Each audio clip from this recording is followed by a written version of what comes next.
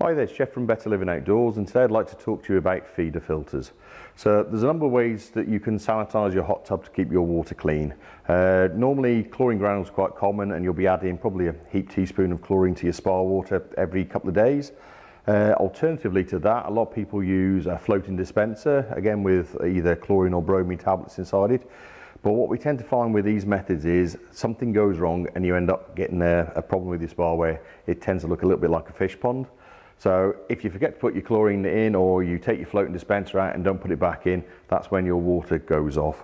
So there's a new product on the market which we're using at the moment, which we think is really good, and it's a feeder filter. So I've got two filters here. This is a standard filter out of our Antigua range and Barbados's, and this is the feeder filter equivalent. So the clever bit with the feeder filter is inside the filter cartridge, you've got this pod. And within this pod you can put either chlorine or bromine tablets. Now I should say we would advocate the use of bromine tablets.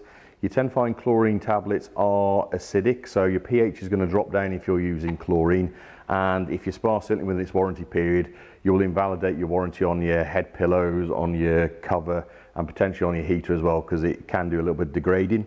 Bromine on the other hand is far more pH neutral, far easier to work, and the other bonus with bromine as well is it's really slow dissolving, so in this kind of environment it works really, really well. So here I've taken the top out the feeder filter. We'll just quickly unscrew the lid there. I'll just put him carefully on the side.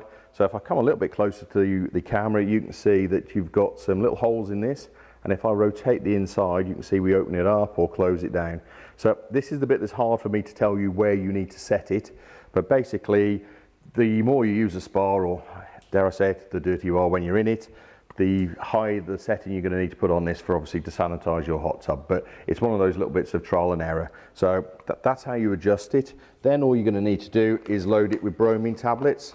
Now generally you will find that if you fill this up to the top, you're probably not going to need to revisit that for at least a week. You may even get 2 weeks before you need to go back to it. And these tablets will slowly dissolve in there, which makes your life really easy looking after the spa. And then once you've got all your tablets in, all you need to do is screw the lid back on.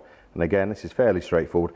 The only word of caution I give you is if you over tighten this up, you can suddenly adjust your opening on the feeder, and you could either be overdosing or underdosing the spa. But literally that is it. That goes back inside the filter, and then you screw your filter back in the spa.